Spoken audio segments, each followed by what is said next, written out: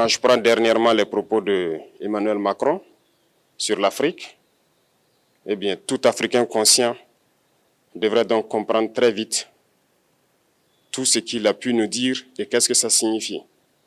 Le général Tiani a dit il n'y a pas longtemps du changement donc de tactique ou de stratégie des forces françaises en Afrique. Et je pense qu'il est venu le confirmer. Il s'agit de dissoudre et de garder un dispositif socle. Et Emmanuel Macron l'a si bien dit qu'on ne peut que le remercier pour cette sincérité. Même si certains ont voulu mettre la poudre aux yeux de leur population, mais la réalité finit par rattraper aussi. Ils ne partiront pas de certains pays. Ils ont juste dissous le dispositif. Vous ne les verrez plus dans des bases, mais dans les ambassades, ils seront là. Ils vont constituer des sociétés de sécurité pour sécuriser leurs sociétés qui existent dans ces pays-là. Mais les soldats seront là. Mais vous ne les verrez plus en tenue ou rassemblés dans des bases. C'est tout ce que ça veut dire. Ils vont se réorganiser, mais seront là. Il a parlé de politesse vis-à-vis de certains chefs d'État en leur donnant la primauté d'annoncer donc la rupture ou le départ des forces françaises. Ça nous importe peu, on peut dire. Mais tout ce que nous savons, c'est que si vous voulez une rupture avec ces forces impérialistes, c'est simple, on dénonce les accords. Tout commence par là-bas. Et je pense que l'exemple du Tchad, en tout cas, est palpable. Ils ont commencé par dénoncer les accords. Sinon, si on ne dénonce pas les accords, juste dire que les bases quittent, on n'a rien fait. Parce que le problème se trouve dans les accords coloniaux de défense qui ont été signés depuis l'indépendance. Le plus dangereux n'est pas ceux-là que vous voyez dans les bases. Le plus dangereux, ce sont les conseillers militaires. Les conseillers militaires existent dans tous ces pays. Ils ont existé au Burkina aussi jusqu'en fin 2022, jusqu'à ce que nous prenions nos responsabilités. Et qui sont ces conseillers militaires? C'est ceux-là qui sont censés mettre en pratique la politique de la France ici. Ils doivent travailler à rendre nos armées très faibles pour que la France puisse toujours avoir l'argument d'exister ici. Sous Blaise Compaoré, ils avaient réussi. Nos sentinelles prenaient donc la garde avec des bâtons. C'est ça que la France veut de nos armées. Lorsque nous arrivons à cette étape, nous n'avons pas le choix que de vouloir qu'ils viennent s'installer. Mais l'armée burkinabé a réussi à un moment donné à se débarrasser des conseillers militaires. Malheureusement, je pense qu'en 2019, après l'opération Otapuano, où ces Français ont vu que l'armée burkinabé avait encore une capacité de réagir au terrorisme, ils ont appelé les chefs d'état-major en France, ils l'ont instruit de reprendre les conseillers militaires dans toute la structure. Eh bien, il n'a pas accepté, mais au retour au pays, les politiques l'ont instruit d'accepter les conseillers militaires. Et c'est là que les conseillers militaires sont revenus dans l'armée burkinabé en 2019. Avec toutes les conséquences qu'on connaît, l'armée était en train de disparaître dans les années 2020-2021. Et d'ailleurs, c'est le moment où beaucoup de militaires ont dû déserter parce qu'il n'y avait plus d'espoir. On était en train de s'effondrer. Voilà un peu comment ils travaillent. À l'état-major général des armées, dans tous les états-majors d'armée, dans les écoles, c'est eux qui sont censés nous dicter la politique de notre armée. C'est eux qui nous disent combien recruter, quand recruter et qu'est-ce qu'il faut en faire. Ils sont dans les écoles pour nous dire comment il faut les former et ainsi de suite.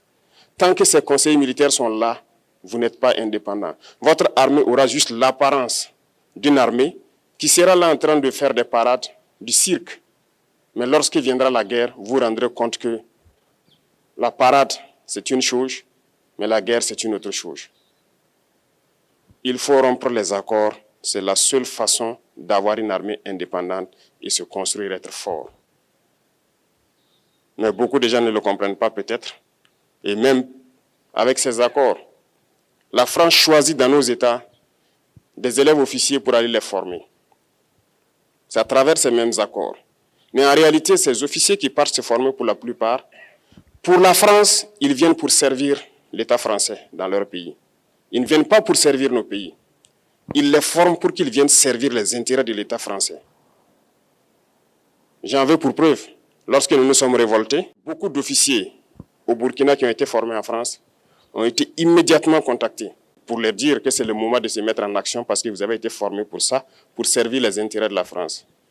La plupart de ces officiers nous ont rendu compte. Nous avons pris acte et nous continuons de suivre. Lorsque un officier formé en France arrive dans son pays et par malheur meurt soit par accident ou bien sur le champ de bataille, en France, il y a une nuit d'hommage aux morts dans l'armée, comme partout ailleurs. À la nuit d'hommage aux morts, on cite le nom de l'officier en question et on dit « mort pour la France ». Il ne le forme pas pour servir son pays, il le forme pour servir leur État. Et dans beaucoup d'États africains, il y en a plein de ces officiers. Combien sont patriotes, Dieu le sait. C'est une leçon que Emmanuel Macron a donnée encore aux chefs d'État africains, de se rattraper et de pouvoir vraiment mener cette lutte contre l'impérialisme. Mais en plus de ça, il a aussi insulté tous les Africains dans ses propos.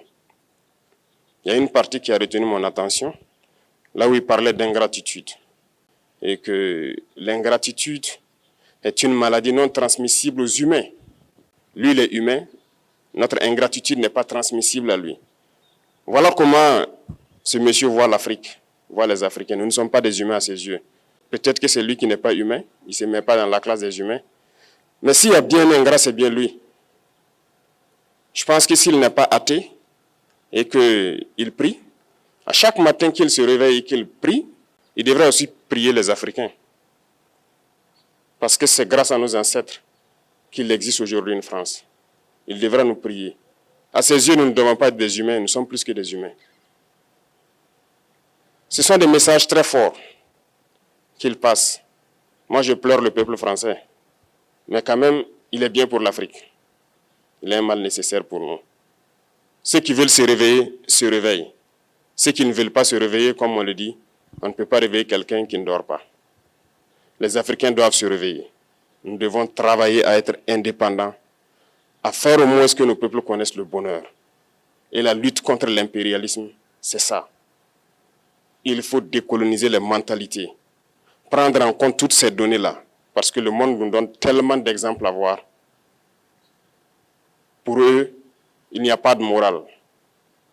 Ils peuvent vous désigner aujourd'hui terroriste, mais demain, vous êtes un héros, par leur simple bouche. Ils décident de ce qu'ils font. Ils parlent de démocratie, mais ils se font eux-mêmes des coups d'État constitutionnels entre eux. Ils parlent des droits de l'homme, mais ils déciment des populations ailleurs. L'Africain doit se réveiller, l'Afrique doit se réveiller. Et le combat contre l'impérialisme est permanent. Et je vous invite à incorporer ce combat, à travailler en sorte que nous soyons réellement indépendants, que nous soyons autosuffisants et que nous puissions nous développer, connaître le bonheur, ce à quoi notre peuple aspire. Merci, je vous souhaite une très bonne journée, une très bonne semaine et une très bonne année.